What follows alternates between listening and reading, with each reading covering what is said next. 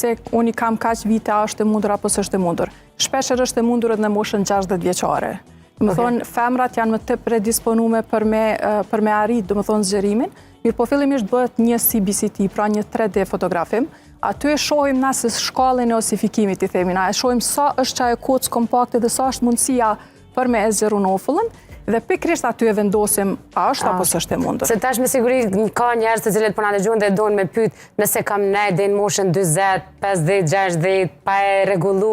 cila është indikacioni që duna dhe rekomandohet me rregullu këtë moshë? Po, sigurisht, nëse pse jo, pse mos rregullohet edhe në atë moshë, pse mos kemi edhe një buzëqeshje të mirë edhe në atë moshë, sidomos tani më edhe në moshën e pensionimit njerëzit kur po dalin pension, po dojnë më u duk ma bukur,